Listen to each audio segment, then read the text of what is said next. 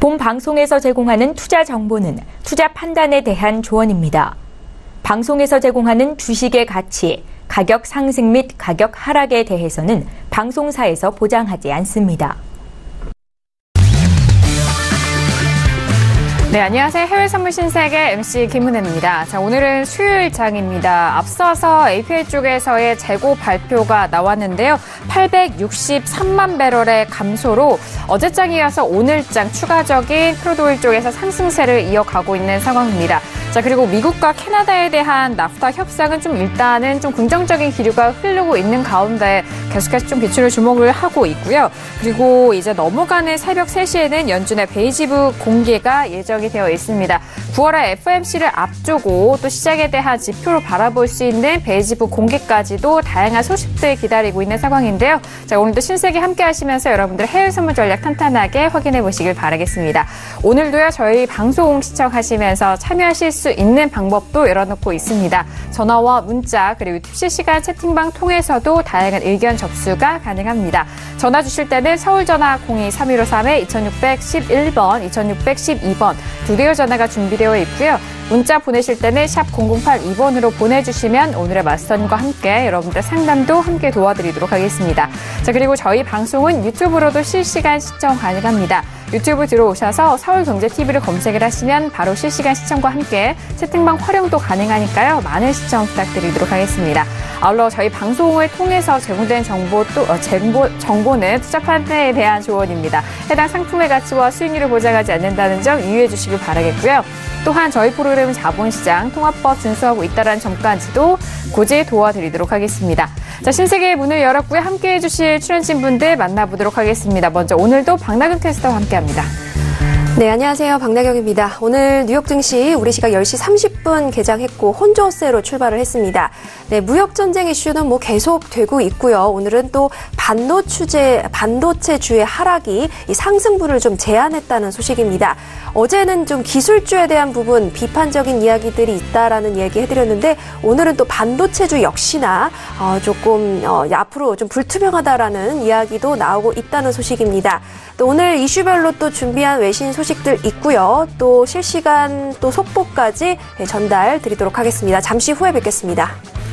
네, 오늘도 박나영 캐스터 통해서 들려드릴 외신 소식도 기대해 주시길 바라겠습니다. 자, 오늘은 수요일인데요. 오늘 함께 신세계 이끌어가 주실 마스터님 영상을 통해서 만나보시죠.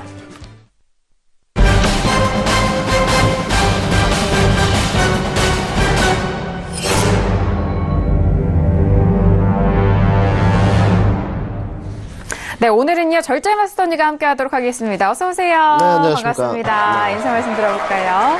네, 안녕하십니까. 절제 마스터 김민준입니다. 어제에 이어서 오늘 또 시청자들이 관심이 있는 지금 크루드 오일과 또 미 증시에 관해서 과연 추세가 어떻게 또 일어나고 과연 상승분이 계속적으로 크루드 오일에서 이어질지 좀 알아보는 시간을 갖도록 하겠습니다. 네, 알겠습니다. 어제장에 오일에 대한 이슈 점검을 해주셨을 때 일단 $69까지에 대한 상승 여력 충분하다라고 말씀을 해주셨는데요. 자, 어제장에 $70까지 기록을 한 상황 속에서 현재도 추가적으로 이어가고 있는데 잠시 후에 더욱더 구체적인 사항 짚어드리도록 하겠습니다. 자, 그렇다면 현재 11시 3분 지나가면서 개장한 지 33분 지나간 시각입니다. 시세 다시 한번 확인하시죠. 네, 먼저 지수부터 보도록 하겠습니다. S&P 500 지수 먼저 볼게요. 오늘은 혼조세로 개장 출발한 상황 속에서 여전히 보합권에서 공방을 벌이고 있습니다. S&P 500 지수는 2,890포인트로 0.00% 보합권 움직임이고요. 자, 나스닥 같은 경우에는 전일장 상승으로 마무리가 됐습니다. 현선물 쪽에서 모두 상승 마무리가 됐고 현재에서는 S&P 500보다 좀 약한 모습으로 7,482.75포인트로 0.43% 하락세 보여주고 있습니다. 자, 그리고 유로 FX는 최근에 같은 자리 흐름 이어가고 있죠. 자, 전일장도 양봉으로 마무리가 됐지만 위아래로 변동성이 컸고요. 현재 구간에서는 좀 들어 올리면서 1.16170달러 선으로 0.05% 보합권 움직임입니다. 자, 그리고 골드도 함께 보시죠. 자, 어제장에 간신히 $1,200가 다시 회복이 됐습니다. 현재는 좀 위태한 상황인데요. 다시 올라오긴 했지만 11,201.7달러 선으로 0.16% 보합권입니다. 약보합권입니다. 자, 그리고 원유 재고 발표 기다리고 있는 오일 같은 경우에는 추가적인 상승 이어가면서 70.21달러 0.43%의 강보합권 유지가 되고 있는 크루드 오일까지 현재 시세 살펴드렸습니다. 네, 일단 지수에 대해서는 전일작 현선물 쪽에서 모두 상승으로 마무리가 된 상황입니다. 계속적인 무역 전쟁에 대한 우려가 지속이 되고 있고, 미중 무역 분쟁에 대해서는 더욱더 생각 이상으로 좀 장기화가 될 것으로 전망이 되고 있습니다. 그 안에 반도체 업종의 부진에 대한 부분은 국내 시장 안에서도 일단 좀 긍정적이지 못한 상황인 가운데 기술주가 홀로 현재 하락을 하고 있는 상황입니다. 자, 그렇다면은 이슈 점검을 하기 전에 속보 내용 함께 전달을 해드리죠. 오펙 쪽에서 나온 소식인데요. 세계 원유 공급이 견고하다. 수요 전망에 대해서는 좀 악화될 것이다라는 그런 분석적인 내용, 오늘 특히나 오일 재고 발표 소식도 있기 때문에 속보 내용으로 함께 전달을 해드리도록 하겠습니다. 자, 그렇다면 이 시각 외신 소식 다시 한번 좀 간추려 보도록 하겠습니다. 박나연 캐스터와 함께 이야기해볼까요? 박나연 캐스터, 지금 소식 전해주실까요? 네, 지금 미국과 캐나다 나프타 협상 아직 끝내지 못했습니다. 이 캐나다와 무역 협상이 매우 잘 진행 중이다라는 트럼프의 발언, 먼저 첫 번째 소식으로 전달드리고요.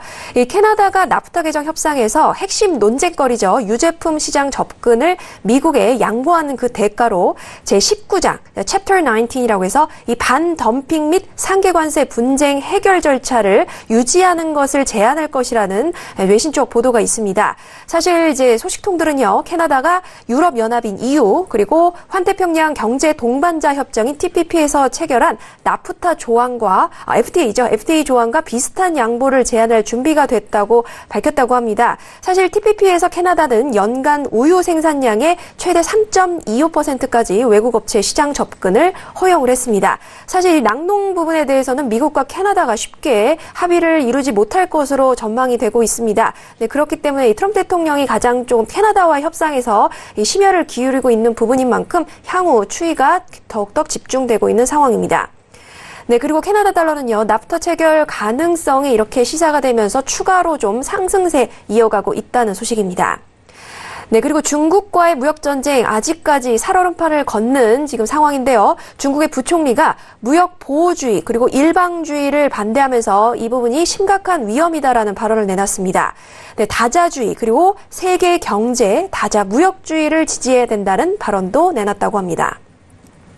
네, 그리고 연준이 올해 금리를 9월과 또 12월 두 번 더 인상할 것으로 지금 거의 시장은 이미 확신하고 있다라는 소식입니다. 내년까지 분기마다 22bp 정도 인상할 것 같다라는 소식도 함께 들어와 있고요. 사실 이제 금리 선물 시장에 반영된 연준의 올해 두 차례 추가 금리 인상 가능성은 이날 기준 81.6%로 하루 전인 10일에 69.2%와 또 고용 보고서가 발표되기 이전인 61.4%에 비해서 크게 높아진 상황입니다.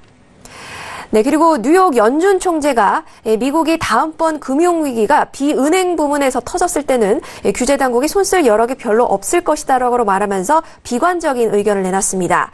지금 마켓워치에 따르면요, 규제 당국이 무엇을 할 수 있는가 입장에서 봤을 때 저번 금융위기 때보다 정치 경제가 훨씬 더 좋지 않다라는 이유를 들었습니다.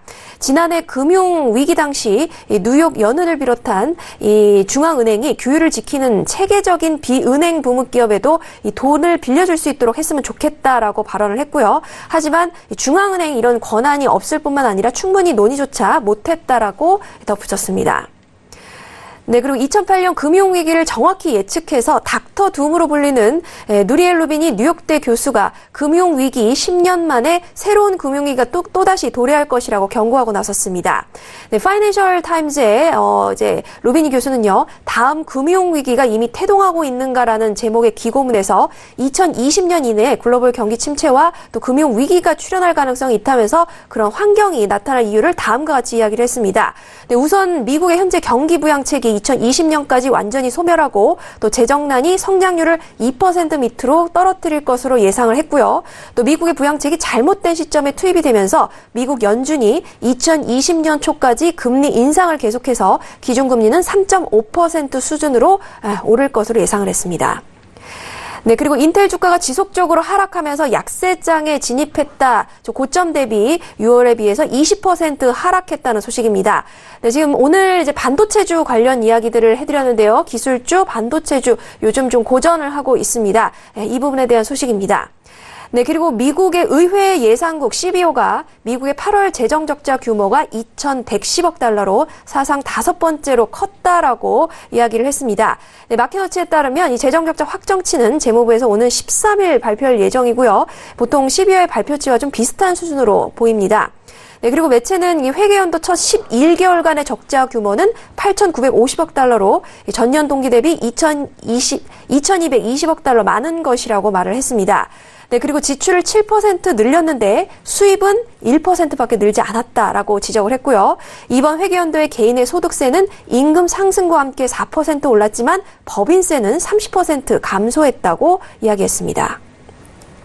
네, 그리고 트럼프 미국 대통령이 후보 당시 재정 적자를 낮추는 방법에 대해서 논의하면서 화폐를 찍어라라고 발언했다고 CNBC가 보도를 했습니다.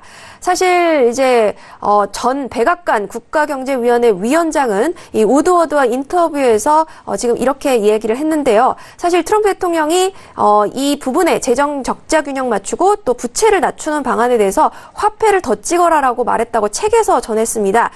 이 부분에 대해서 사실 트럼프의 이해력 부족에 매우 놀랐다라고 이야기를 했는데요. 또 트럼프 대통령은 미국 연준의 금리 인상 정책에도 당시에 또 역시나 반대를 했다라고 전달을 했습니다. 사실 이제 트럼프 대통령의 자질마저 의심하는 이야기가 나오고 있는 상황입니다. 무역 전쟁 때문에 지금 반발이 계속해서 일어나고 있는 상황이고요.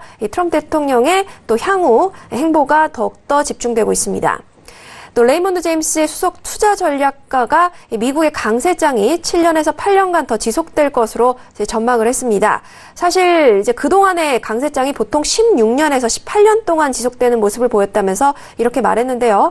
사실 이제 1949년부터 66년까지의 경우에 중간에 좀 밀렸던 적이 있지만 강세장 막을 정도는 아니었고요. 1982년부터 2000년도까지 87년의 위기가 있었지만 또 역시나 잘 넘어갔다라고 이야기를 하고 있습니다.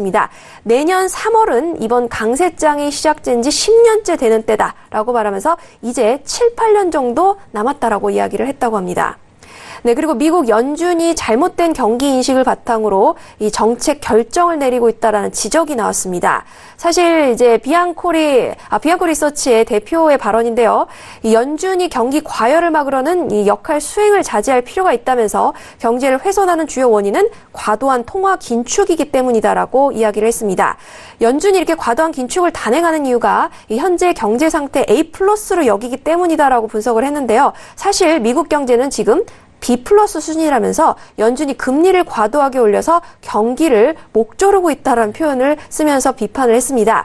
경제 펀더멘털에 문제가 없지만 인플레이션 연준의 목표치인 2%에 다가서는 속도가 좀 늦춰졌다면서 더욱 온건한 통화 정책이 필요하다는 의미라고 말했습니다. 네, 그리고 파운드 달러가 융커의 유럽연합 집행위원장의 발언에 좀 상승을 했다는 소식입니다. 네, 지금 융커 집행위원장은요, 메이 총리의 긴밀한 협력에 대한 제안도 환영한다라고 발언을 했고요. 또 평화로운 브렉시트를 가로막지 않을 것이라는 발언도 내놨습니다. 또 밤낮으로 노력해서 영국이 평화롭게 EU를 탈퇴할 수 있도록 도울 것이라고 설명을 했고요. 또 브렉시트 이후에도 EU와 영국은 무역과 안보에 있어서 가까운 관계를 유지할 것이라고 또 덧붙였습니다. 네, 그리고 지금 융커 유럽연합 집행위원장이 이 국정연설에서 국제 무대에서의 EU 영향력을 더 강화하고자 강조할 예정이다라고 로이터가 보도를 했습니다. 사실 이제 융커 위원장은요, 미국이 이제 국제 무대에서 점차 뒷걸음질 치는 사이에 EU가 더욱더 입지를 다질 것이다라고 이야기를 할 것이라고 합니다. 또 브렉시트와 이민 문제 그리고 우파 포퓰리즘 확산 등의 상황을 좀 마주하고 있지만 보기보다 EU가 더 단결돼 있다라는 점을 강조할 예정이라고 하고요. 또 회원국들에게 미국 달러화에 맞서서 유로화를 국제 통화로 추진하자고 촉구할 예정으로 또 알려져 있습니다. 사실 이제 에너지 수입 가격이 달러로 표시되는 부분에 상당히 우려를 하고 있다고 하고요. 유로화 표시가 가능하다라고 믿고 있다고 전했습니다. 지금 노르웨이가 지금 에너지 공급부 상당 부분을 유로화로 표시를 지금 하고 있고요. 하지만 다른 국가들이 지금 달러를 사용하고 있다면서 이 걸프 국가들과 러시아가 문제다라고 또 비판을 했습니다. 5월까지 일본과의 무역 협정을 완전히 마무리할 것을 촉구하고 또 아프리카와의 FTA도 시사를 할 예정입니다. 네, 그리고 영국의 이 보수당의 유럽 회의론자들은요, 이 테레사 메이 총리를 좀 축출할 공모를 하고 있다라고 얘기하면서 이 부분이 또 파운드의 변동성을 증가시키고 있다라는 소식입니다. 네, 그리고 이어서 파운드화가 가파르게 하락하는 경우가 아니라면 영국 중앙은행이 13일 열릴 통화정책회의에서 금리를 인상하지 않을 것이라는 주장이 나왔습니다. 네, 지금 최근 영국의 경제 지표들은 경제가 지금 견고하다라는 것을 보여주고 있긴 하지만 파운드화가 가파르게 하락해야만 이 영국의 중앙은행이 금리 인상에 나설 것으로 보인다라고 지금 월스트리트저널은 또 분석을 했습니다. 만약에 파운드화가 약세를 나타내고 영국 경제가 계속해서 견고한 모습을 보인다면 브렉시트 전에 금리 인상이 이뤄질 수도 있다라고 분석을 했고요. 사실 이제 파운드화 약세 이외에도 영국과 EU 간의 이 진전이 보이면 또 금리 인상으로도 또 역시 이어질 수 있다고 덧붙였습니다. 네, 그리고 유럽 중앙은행이 통화정책회의에서 경제에 대한 자신감을 내비칠 것으로 보이지만 이 금리 인상과 관련된 언급은 회피할 것이다라는 월스트리트저널 보도입니다. 사실 뱅크 오브 아메리카 메릴 린치는요, 드라기 총재가 이 통화정책회의가 끝난 후에 이 현재 전망과 관련해 자신감을 나타내는 메시지를 전할 것이다라고 분석을 했고요. 지금 유럽 중앙은행은 현재 경제 성장은 좀 둔화됐지만 경제 속도는 핵심 물가가 내년까지 회복세가 이어지기에 충분하다고 주장할 것이라고 분석을 했습니다. 사실 또 드라기 총재가 하지만 이제 첫 번째 금리 인상 시기에 대한 언급은 피할 것이다라고 말하면서 그 시기는 구체적으로 언급하지 않고 시장의 비둘기파적인 전망을 지지하는데 그칠 것이다라고 이야기를 했습니다. 이상 여기까지 오늘 소식 전달드리도록 하겠습니다. 네, 일단 외신 소식 들어봤고요. 추가적인 지표 발표에 대한 내용도 함께 도와드립니다. 미국의 8월 생산자 물가가 0.1% 감소한 수치입니다. 전월 대비고요. 1년 만에 좀 첫 하락인 좀 수치이기도 합니다. 거기에 근원 소비자 물가 근원 물가 지수에 대한 부분도 좀 하락세로 이어진 상황인데 음식료품을 좀 제외한 그런 지표에 대한 부분도 좀 하락세로 이어지고 있는 상황인 만큼 생산자 물가에 대한 부분도 다시 한번 좀 확인을 해보시길 바라겠고요. 자, 그리고 앞서서 오펙 쪽에 대한 분석 추가적인 소식입니다. 내년 석유 소비량 증가에 대한 전망치가 하루 2만 배럴 하향됐다라는 소식인데요. 소비량의 하향이기 때문에 경제 전망이 좀 약화될 것이다라는 그런 분석도 함께 이어지고 있다라는 점 참고를 해보시길 바라겠습니다. 자, 그렇다면 오늘 절제 마스터님과 함께 다뤄볼 이슈 확인해 보도록 하겠습니다. 오늘의 이슈들 먼저 화면 통해서 확인합니다. 네, 오늘의 이슈입니다. 첫 번째 이슈는 S&P 500 9월물입니다. 무역 긴장에도 애플 약진의 맷집을 좀 잘 확인하고 있는 지수의 상황입니다. 나프타에 대해서는 좀 긍정적인 흐름이 이어가고 있는 상황인데요. 두 지수 모두 하락 전환하면서 선물 쪽에서는 하락을 하고 있는 지수에 대해서 첫 번째 이슈로 짚어드리도록 하겠습니다. 자, 두 번째 이슈는 5일입니다. 10월물이고요. 허리케인 플로렌스 상륙을 앞두고 수급 우려에 급등 발생을 하고 있는 상황입니다.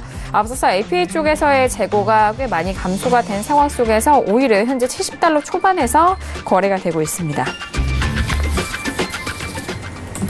네, 오늘도 두 가지 이슈 준비를 했고요. 첫 번째 이슈인 지수에 대해서 살펴드리도록 하겠습니다. 초반에 보합권까지 좀 유지가 됐었던 S&P 500 지수 같은 경우에는 현재 지금 하락 전환하면서 2,885포인트인 0.17%의 하락세 보여주고 있고요. 나스닥이 초반부터 하락세가 좀 가속화됐는데 지금은 0.72%까지 빠지면서 7,460포인트가 에서 거래가 되고 있습니다. 일단 역시나 반도체 업종 쪽에서 좀 부진이 계속적으로 이어지고 있는 상황인데요. 마스터님의 업앤다운 의견 확인하고 계속해서 지수에 대한 상황 살펴보도록 하겠습니다. 자, 어제장 지수에 대해서 매도 의견을 주셨는데요. 네, 오늘은 어떠할지 들어보도록 하겠습니다. 하나, 둘, 셋. 역시나 다운이시네요. 자, 일단 어제장에 이어서 오늘장도 지금 다운 의견 주셨는데 추가적인 하락 계속해서 보실까요? 네, 그렇습니다. 어제에 이어서 오늘도 지금 하락을 말씀드렸었는데요. 어제 지금 나스닥이 조금 소폭 올라오긴 했었는데요. 뭐 거의 기술적 반등 수준이라고 이렇게 판단하고 있고요. 금일 어제 말씀드렸는데 지금 7,550포인트를 강하게 돌파하지 못하면 결국은 추세의 변화는 일어난 것이 아니다. 이렇게 말씀을 드렸었는데요. 금일 결국은 7,540포인트 언저리까지 올라가고 다시금 하방세를 나타내는 모습인데 결국 지금 나스닥이나 지금 S&P 같은 경우도 뭐 S&P는 물론 에너지 섹터주에 대한 지금 상방이 있어서 좀 오르긴 했습니다만은 나스닥은 지속적으로 아무래도 하방 압력에 시달릴 것으로 판단하고 있고요. 금일 7,450포인트가 무너진다면 결국은 7,400 언저리까지는 지금 내려오지 않을까 이렇게 판단하고 있습니다. 알겠습니다. 7,450포인트 지지 여부가 좀 중요한 상황인 것 같습니다. 어제장에도 좀 떨어졌었던 부분 속에서 지금 현재 나스닥 현물 쪽 보니까 마이클론 테크놀로지가 5% 넘게 지금 하락을 하고 있는 상황이고요. 뭐 다양한 나스닥 종목들이 지금 거의 파란불인 상황인데요. 그렇다면 S&P도 지금 막판에 또 하락 전환이 됐는데 나스닥 영향을 좀 받는 걸까요? 어떻게 생각하실까요? 네, 어제 좀 말씀을 드렸었는데 이코님한테 요즘 좀 추세가 바뀌지 않았나 이렇게 판단을 하고 있습니다. 예전에는 확실히 S&P가 좀 나스닥을 견인하는 이런 모습을 나타냈었는데 요즘 트렌드는 좀 그렇지는 않은 것 같습니다. 오히려 나스닥이 좀 S&P를 견인하는 모습을 나타내는 것으로 좀 판단되고 있고요. 그 다음에 또 반도체 업종과 기술주에 대한 업종이 하락세가 너무나 지금 가파르기 때문에 아무래도 어제 언급드렸던 펀더멘털적 요소가 뭐 미중 무역 분쟁에 더불어서 기술주 하락까지 결국은 끌어올릴 만한 요소들은 지금 현재 지금 부재하지 않나 이렇게 판단하고 있습니다. 역시나 모멘텀 부재와 나스닥에 대한 추가적인 흘러내림이 함께 좀 영향을 받는다라는 말씀이신 것 같아요. 자, 지금 나스닥 같은 경우 7,456포인트인데 오늘 단기적으로도 7,450에 깨질 수도 있을 만한 분위기인데 어떻게 보실까요? 네, 늘 이런 질문이 좀 어려운데요. 원래 7,450포인트가 강력한 좀 지지선이었다 이렇게 말씀을 드리고 싶습니다. 그래서 거의 주식으로 좀 말씀드리면 음선봉이 사기 뜨고 양봉이 뜨는 모습을 좀 줬었는데요. 어제하고 전전일장에. 지금 결국은 이 라인이 붕괴된다면 결국은 나스닥은 하방 압력이 지속적으로 시달릴 것 같고 1차적으로 7,450포인트가 될 것이고 오늘 지금 좀 무너지는 흐름이 나오지 않을까 이렇게 판단하고 있습니다. 너무 하락세가 가파르기 때문에. 또 지금 내일 만기일 영향도 좀 있고 지금 여러 가지 미국의 지금 주요 시장 뉴스라든지 정치적 이슈들이 좀 지금 차트에 좀 반영되는 것이 아닌가 이렇게 판단하고 있고요. 다음 7,450포인트가 무너진다면 다음 포인트는 7,360포인트까지 좀 하락세를 이어가지 않을까 이렇게 판단하고 있습니다. 알겠습니다. 지금 넷리스트가 급격한 하락을 보여주고 있습니다. 우리 증시에 대해서도 오늘장 SK하이닉스와 그리고 삼성전자도 좀 하락을 한 상황인데 오늘 넷리스트도 지금 현재 구간에서는 10% 넘게 빠지는 것 같은데요. 지금 아직 제 화면이 부팅이 좀 느려서 방금 전에 확인한 소식인데 다시 한번 좀 확인하고 말씀을 도와드리도록 하겠습니다. 자, 지수에 대해서는 전일장 현물 쪽에서는 초반에는 하락세였지만 막판에는 상승 쪽으로 좀 전환이 되면서 현물 쪽에서는 그래도 상승 마감이 됐고 선물 쪽에서도 마찬가지입니다. 초반과 이 장 막판에 대한 분위기는 좀 달랐었던 온도차를 보여줬는데요. 지금도 오늘장도 그렇습니다. 초반에 하락폭이 꽤 많이 나왔기 때문에 이 하락 흐름이 언제까지 또 이어질지에 대한 부분도 좀 유연하게 대처하셔야 될 것 같아요. 그렇다면 외신 쪽에서의 지수 의견도 들어보도록 하겠습니다. 나스닥 기술주 위주로 좀 많은 뉴스들이 나오고 있는 것 같은데요. 자, 박나연 캐스터 외신 소식 함께 전달을 드려볼까요? 네, 오늘 개장 소식 때 말씀드렸던 것처럼 지금 지수가 혼조세로 출발을 했습니다. 무역전쟁 이슈는 계속 되는 이야기고요. 또 반도체주 부분이 기술주에 이어서 좀 상승할 수 있는 여력을 짓눌렀다라고 이야기를 하고 있습니다. 사실 이제 SMH라고 하죠. 미국의 이제 반도체주 ETF 이 부분도 역시 1.4% 빠졌습니다. 사실 마이크론주가 이 부분을 주도했다라고 분석되고 있고요. 또 골드만삭스는요. 이제 반도체주에 대한 이야기를 이렇게 메모리칩 수요가 계속해서 하락하고 이 부분이 눈덩이처럼 하락분이 커지고 있다라고 좀 부정적인 전망을 내놨습니다. 이 부분이 또 반도체주에 상당히 좀 영향을 준 것으로 분석이 되고 있고요. 어제장에 이제 노무라 측에서 이제 기술주에 더 이상 투자할 만한 가치가 없다라고 이야기를 한 것처럼 다양한 기관들이 좀 회의적인 시각을 내놓고 있습니다. 네, 그리고 이제 여러 가지 또 말씀을 드리자면, 사실 이제 아까 말씀드린 대로 이 메모리칩 수요가 좀 계속해서 줄어들면서 이 반도체주에 대한 압박이 계속해서 커지고 있고요. 이에 기술주와 함께 동반 하락하고 있다는 소식입니다. 그렇기 때문에 기술주도 역시 이 페이스북과 트위터 등 이런 소셜미디어 기업들에 대한 규제가 더욱더 강화될 것으로 전망이 되면서 기술주 하락세 이어가고 있고요. 또 오늘도 역시 이제 1.3% 페이스북 빠졌고 또 트위터도 2.5% 하락한 상황입니다. 네, 이렇게 기술주의 지금 하락은요, 사실 8월 내내 조금 이제 계속해서 좀 이어져 오면서 사실 8월 말까지 이어져 왔는데 이 무역 전쟁 이슈는 항상 계속해서 이 지수에 큰 영향을 미치고 있고 이 부분도 함께 시장에 대한 우려가 지속되고 있습니다. 뭐 중국과 지금 미국 관세를 부과하느냐 마느냐 아직도 지금 어떻게 될지 결정이 좀 나지 않은 상황이기 때문에 불확실성 이어가고 있고 이 때문에 중국 증시, 홍콩 증시 어제에 이어서 오늘도 거의 최저치 경신하고 있는 상황입니다. 사실 이제 뭐 미국과 중국에 의한 무역 전쟁, 무역 상황은 조금씩 하루하루가 바뀔 때마다 나빠지고 있다라고 세븐스 리포트에서 이야기를 하고 있는데요. 사실 이 관세가 부과가 될 것인지에 대한 여부가 아직 결정이 나지 않았습니다. 사실 근데 향후 몇 주 동안에도 결정이 나지 않을 수 있다라고 사실 이야기를 하고 있는데 하지만 이 부분이 단기 전망으로 봤을 때는 가장 큰 잠재적인 위험 요인이다라고 함께 세븐스 리포트에서 이제 분석을 했습니다. 뭐 계속해서 S&P가 뭐 나스닥과 비롯해서 사실 미국 경제 호황세 이어가고 있지만 재정 적자는 늘어나고 있는 상황이다. 그것도 굉장히 빠르게 늘어나고 있고 세수는 줄어들고 또 세출은 또 늘어나고 이런 상황이다라고 이제 앞서 프로그램에서도 전달을 드렸습니다. 이 부분에 대해서 이 민주당뿐만 아니라 계속해서 미국 내에서도 반발이 일어나면서 미국의 기업들이 이에 대해서 크게 지금 이제 향후 단체를 결성하면서 이제 반격, 로비를 펼칠 것이다라는 소식도 전달을 드렸는데요. 앞으로 트럼프 대통령이 이제 보호무역주의 정책이 전 세계와 또 자국민들에게도 조금 왕따를 당하는 것이 아니냐라는 또 외신 쪽 분석이 있습니다. 트럼프 대통령이 이제 11월 중간 선거를 의식해서 계속적인 이런 공격적인 행보를 펼치고 있는데 이 결과에 따라서 또 금방 또 변덕을 부릴 것 같다라는 이야기도 있는 만큼 향후 상황 지켜봐야 할 것 같습니다. 네, 지금 뭐 지수에 대해서는 나스닥 위주로 좀 하락을 하고 있는 상황입니다. 지금 시각 11시 26분을 지나면서 원유 재고 발표 이제 바로 3분 정도가 남아 있는 상황인데요. 지금 가격대가 70.40달러입니다. 마스터님의 업앤다운 의견 바로 들어볼게요. 자, 지금 원유 재고 발표 앞두고 있는데요. 들어볼게요. 하나, 둘, 셋. 업이네요. 네, 역시나 뭐 같은 추세로 좀 이어갈 것이다라는 말씀이신데요.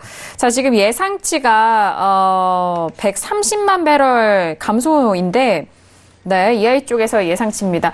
이 상승 흐름 이어갈 것으로 예상하시나요? 네, 아까 솔직히 말씀드려서 신세계 방송 전에 10시 30분경에 포인트를 좀 드렸었는데요. 그 전달을 모음 메신저로 들었는데 70.10에 지금 매수를 좀 잡아놓은 상태이고, 그 다음에 아까 캐스터님께서 말씀하셨지만 지금 수요 감소에 대한 우려가 있다. 오펙에서 이렇게 발표를 했었는데요. 아무래도 반대적인 의견도 좀 생각을 해봐야 될 것 같습니다. 지금 허리케인 플로렌스와 지금 여러 가지 리비아 사태 어제도 지금 유전에 대한 공격이 있었습니다. 이런 여러 가지 지금 상방 이슈가 많이 지금 있는 상태에서 결국 오페크에서 왜 이런 의견을 내놨는지도 좀 생각을 해봐야 될 것 같고요. 금일에 관해서는 결국 원유 재고 발표량이 어떻게 나올지 모르겠습니다만은 71불까지는 조금 올라가지 않을까 이렇게 판단을 하고 있고, 결국은 69.9불이 69.90 라인이 무너지기 전까지는 매도 조건은 좀 어제에 의해서 힘들지 않나 이렇게 판단하고 있습니다. 알겠습니다. 매도적인 부분보다는 추가적인 상승에 대한 상황, 그리고 앞서서 시황과도 함께 좀 결부되어 봤을 때도 위쪽으로의 방향성이 더욱더 유효한 의견임을 다시 한번 말씀해 주셨습니다.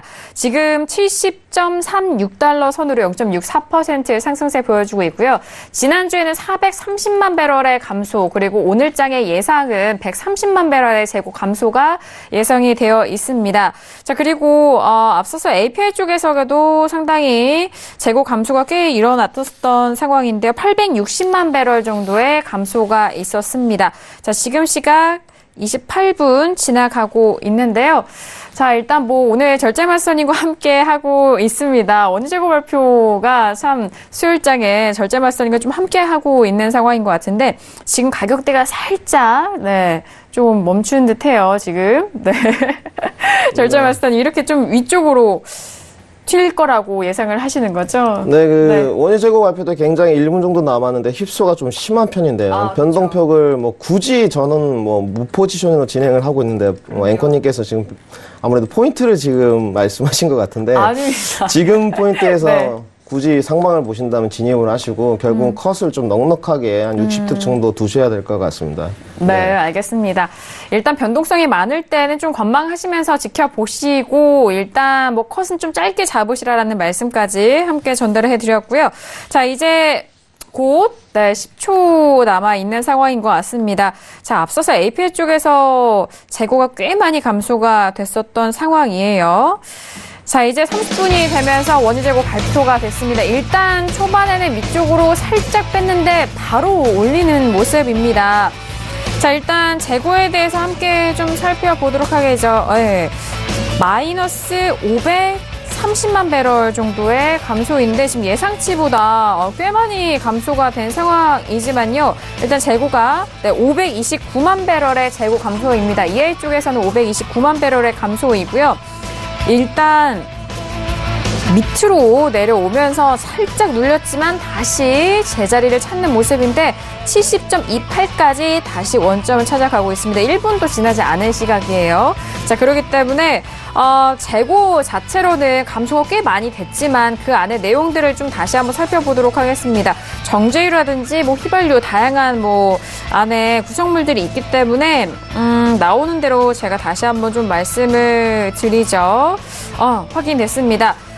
지금 제가 재고는요 529만 배럴의 감소이고요. 쿠싱 원유 재고는 124만 배럴의 감소, 그리고 증류 가솔린 그리고 난방유 가솔린 재고 같은 경우에 125만 배럴 정도의 증가가 확인이 된 상황입니다. 원유 재고는 감소를 했지만 가솔린 재고는 늘어난 상황 속에서 현재 가격대가 지금 나오고 있는 상황인 것 같습니다. 다시 원 자리로 좀 올라오고 있는 상황이죠. 70.40입니다. 지금 이전과 같은 자리잖아요, 말선님. 네. 이럴 때 좀 어떻게 하시나요? 결국 아까 말씀드렸던 70.10이 가장 맥점이었다 이렇게 판단하고 있고요. 결국은 아까 좀 포인트가 지나가긴 했는데 이 실시간 방송에서 이런 게 좀 가장 애로사항이었는데 아까 70.30 라인 정도에서 진입을 잡으셨어야 될 것 같습니다. 오늘 지속적으로 71불까지는 좀 올라갈 것으로 아직도 판단을 유효하게 하고 있습니다. 네. 자, 이런 상승세가 지금 재고 발표를 시작을 맞았었던 가격대를 훌쩍 뛰어 넣으면서 70.63까지 가고 있는데요. 71달러까지에 대한 탄력을 함께 말씀을 해주고 계십니다. 1%가 넘는 상승으로 쭉쭉 이어가고 있어요. 지금부터에 대한 재료는 원유 재고가 API 쪽과 EI 쪽도 예상치보다 상당히 많이 줄어든 그 재료를 좀 흡수를 하고 있는 것 같은데, 일단 이 정도의 추세라면은 마스터님 71달러까지 목표가 단계적으로 좀 설정을 해도 좋을까요? 네, 저는 오늘 71불까지 단기적으로 보고 있습니다. 아까 70.10의 포인트가 좀 맥점이다 이렇게 말씀을 드렸었는데요. 71불이 넘어간다면 금일 71.5불까지도 조금 올라가지 않을까. 오페크에서 지금 수요일한 감소 의견을 내놓긴 했지만 결국은 원유가 지금 상승으로 올라가기 때문에 하방 압력을 주기 위한 정치적 쇼라고 판단을 하고 있고요. 지금 원유 재고가 결국은 시청자분들께서 확인하셨다시피 결국 원유 재고량 감소가 이어져서 지금 오히려 상방으로 이끌어가고 있기 때문에 오늘 매도로 잡는다는 것은 벌써 2% 가까이 또 올랐는데 불가능한 것으로 좀 판단이 되고 있습니다. 알겠습니다. 일단은요, 뭐 포지션으로만 생각을 해볼 때는 매도적인 접근은 좀 지양을 하셔야 될 것 같아요. 가격대가 뭐 계속적으로 좀 올라가는 건 아니지만 그 안에서 매도를 잡는다는 것은 상당한 리스크가 있기 때문에 포지션 자체로는 매수 쪽으로 좀 공략을 해보시길 바라겠고요. 이런 추세가 조금 더 강력하다면 71달러 초반대까지도 안착할 수 있는 가능성에 대해서 말씀을 도와드렸습니다. 자, 이렇게 오늘 수요일자 원유 재고 발표 절제 맞선이고 함께 했는데요. 앞서서 API 쪽과 EI 쪽 모두 재고 감소하면서 위쪽으로 올라가고 있는 상황입니다. 자, 함께 해주신 절제 맞선 수고하셨다는 의미로 박수 함께 보내드립니다. 감사합니다. 왜냐하면은 이게 시장은 정말 아무도 모르는 거잖아요. 네. 너무 또 실시간이기 때문에 이런 실시간으로 또 옆에서 함께 분석을 해주시니라 너무 감사드린 것 같고요. 그렇다면 외신 쪽에 5일 뉴스 좀 추가적으로 들어보고 게스트 쪽으로 좀 함께 전략을 나눠보도록 하겠습니다. 자, 박나영 캐스터 지금 EI 쪽에서 재고 발표도 나왔는데요. 네. 원유 소식 함께 들어볼까요? 네. 네, 지금 뭐 오일 가격에 대한 이야기는 뭐 이제 상반기 지나서 하반기 그리고 11월 달에 도달할수록 계속 증가할 것으로 이야기를 나오고 있고요. 지금 80달러 정도에 계속해서 근접해가고 있다 제목에서부터 보실 수 있는데요. 이렇게 공급에 대한 긴축 부분이 이제 정말 시작된 것 같다. 이제 눈으로 확인이 된다라고 이야기를 하고 있습니다. 사실 이제 뭐 원유 재고 발표도 났지만요. 미국의 이란에 대한 원유 수출 제재 이 부분이 가장 큰 시장의 가격적인 요인이 된다라고 이야기를 하고 있습니다. 즉 전 세계의 오일 시장의 소비와 또 이런 공급 이 두 가지를 모두 지금 쥐어 흔들고 있다라고 이야기를 하고 있고요. 사실 이제 HSBC에서는 오일 시장의 펀더멘탈이 계속해서 이제 크루드 오일 가격을 이제 뒷받침한다. 즉 지지하고 있다라고 이야기를 하고 있습니다. 적어도 현재 수준에서는 그러하다라고 이야기하고 있는데요. 이 오일 시장의 펀더멘털 부분이 바로 가격을 결정한다라는 이야기로 해석을 할 수 있는데 사실 배럴당 브렌트유가 100달러 정도 갈 것으로 예상을 하진 않지만 그러한 일이 일어날까봐 우려스럽고 그 부분은 상당히 위험한 것이다라고 언급을 했습니다. 사실 이제 그런 영향을 원하지는 않지만 그런 일이 벌어질까봐 다들 우려하고 있다라는 외신 쪽에 이야기들이 좀 많이 있습니다.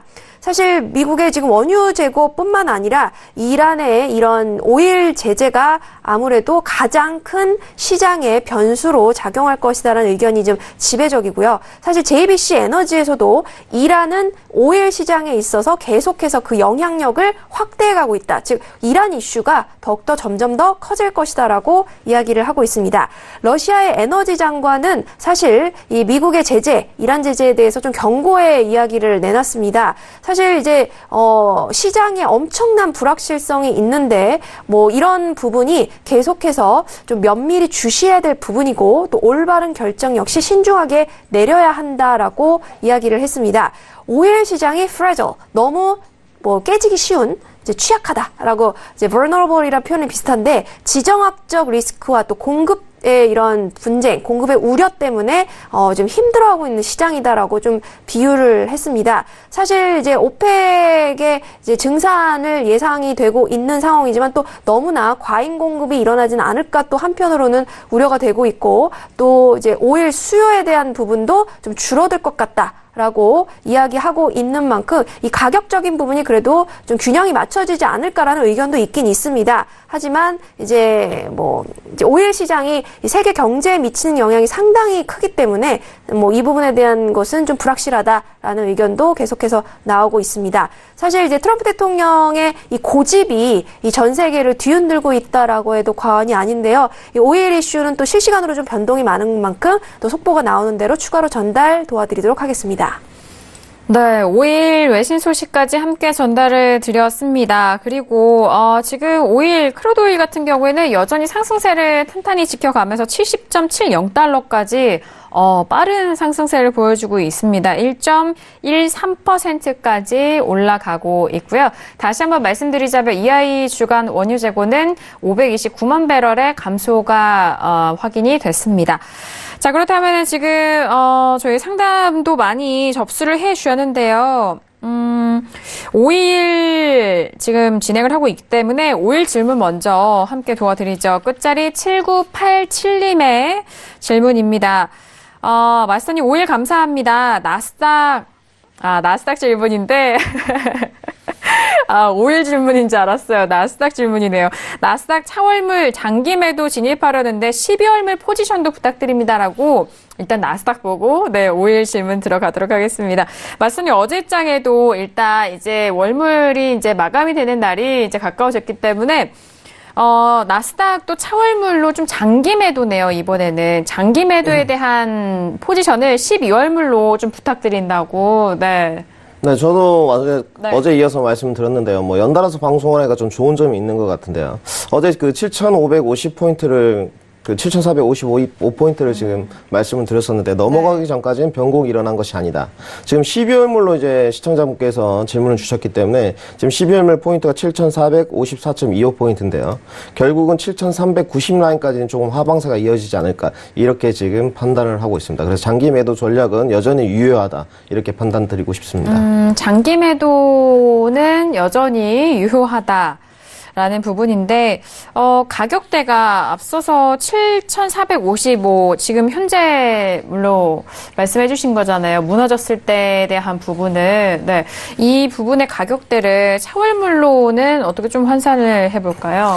네, 지금 아까 9월물로는 7,450포인트를 말씀드렸었는데요. 지금 7,450포인트가 9월물로는 지금 무너진 상황이고요. 네네. 12월물로 좀 말씀을 언급을 드리자면, 결국은 무너져야 되는 지지 여부 포인트는 결국 12월물에서도 지금 7,460포인트 정도가 될 것으로 판단이 되고 있습니다. 결국은 7,460포인트가 무너지고 만약에 지금 오늘 12월물 기준입니다. 7,430포인트까지 무너진다면 결국은 7,390까지 12월물 기준에서도 좀 흐르지 않을까 이렇게 지금 생각하고 있습니다. 알겠습니다. 지금 차월물에 대해서 좀 질문을 드려봤는데 지금 나스닥이 1% 넘게 빠졌어요. 7,436포인트.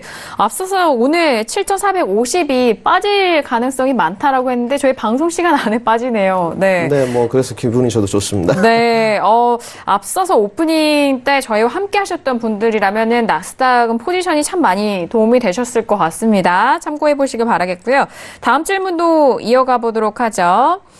다음 질문은요.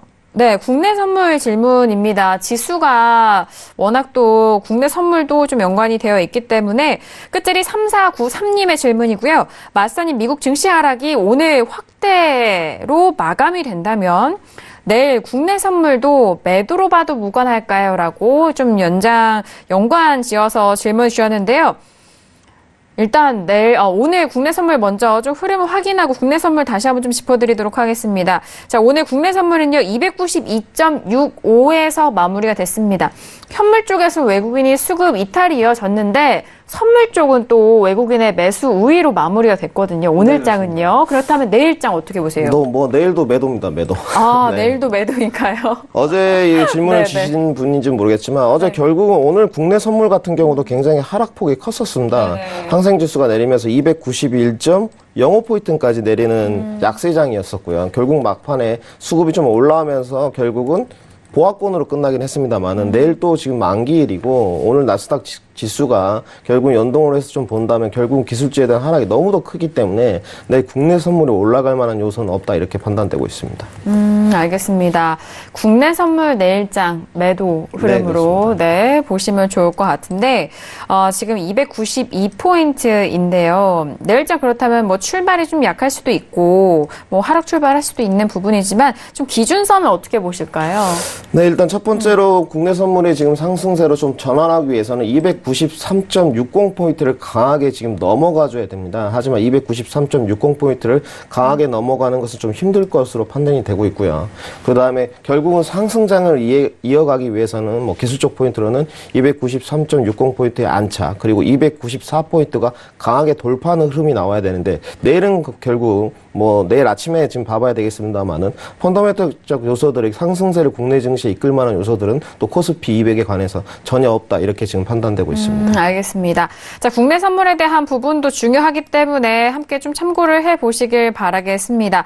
자, 그리고 문자 질문 좀 빠르게 다음 질문 넘어가 볼게요. 끝자리 0904님입니다. 유로 데일리 매매는 상승을 좀 탄 것 같은데 마스터님은 유로 어떻게 보실까요? 라고 앞서서 다양한 유로 쪽 소식들을 전달을 해주셨기 때문에 관련된 소식 연관 지어서 현재 좀 매매를 하시는 것 같은데요. 오늘장 지금 1.16달러 선이 회복이 됐고 0.12% 상승입니다. 유로 어떻게 보실까요? 네, 어제 유로에 관해서 레인지 폭을 네, 좀 말씀을 드렸었습니다. 맞습니다. 1.25300 라인부터 1.16500 라인의 레인지 폭 지금 상하방 폭을 말씀드렸었는데 결국은 유로는 오늘 좀 데일리 매매 기준은 상승으로 끝나지 않을까 이렇게 판단을 하고 있고요. 어제 달러 인덱스의 기준을 좀 참고하시면서 매매를 하시라 이렇게 말씀드렸었는데 결국 95불이 무너지고 현재 포인트가 94.890 라인입니다. 하지만 달러 인덱스는 금일 기준은 조금 더 내릴 것으로 판단이 되고 있고요. 유로도 1.16500 라인 까지는 조금 상승을 이어가지 않을까 이렇게 판단하고 있습니다. 알겠습니다. 자, 지금 달러가 95라인을 이탈이 되면서 94.89 라인에서 움직이고 있고요. 지금 새로운 소식도 들려오고 있는데 소시에테 제너럴 쪽에서는 유로 달러 환율이 1년 안에 1.30달러를 기록을 할 수도 있을 것이다라는 그런 분석 내용도 나오고 있는 만큼 앞으로의 유로 상승을 조금 더 베팅을 많이 되어 있는 것 같아요. 워낙 달러가 현재 상황에 고평가되어 있기 때문에 이 거품이 좀 잦아들면서 유로에 대해서는 현재 좀 눌려있는 가격대에서 더욱더 상승 가능할 것이다라는 의견이고요. 어제장에 이어서도 좀 유로FX 가격 레인지 좀 제한적인 흐름을 말씀을 드렸습니다. 관련 지어서 달러 인덱스의 흐름도 좀 살펴보시면서 함께 매매를 해보시길 바랄게요.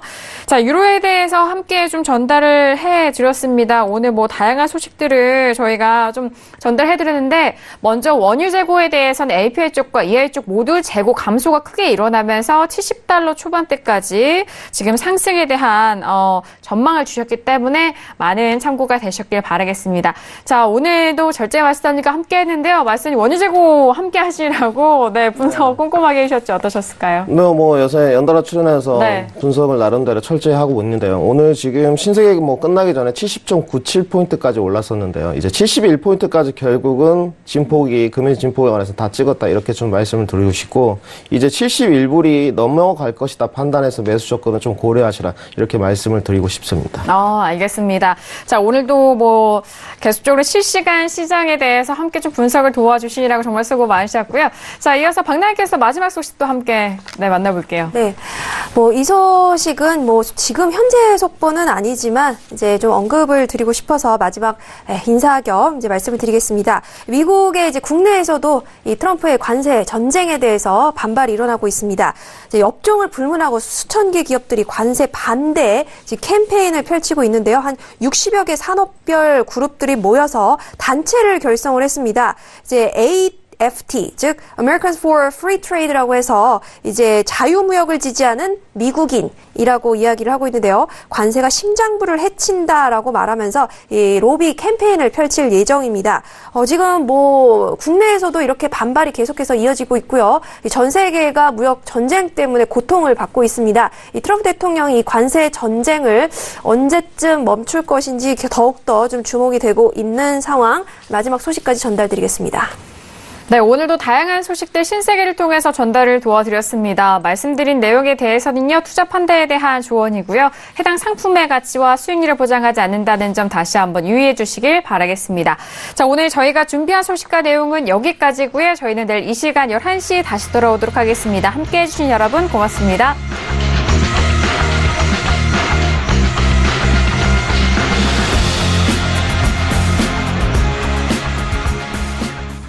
본 방송에서 제공하는 투자 정보는 투자 판단에 대한 조언입니다. 방송에서 제공하는 주식의 가치, 가격 상승 및 가격 하락에 대해서는 방송사에서 보장하지 않습니다.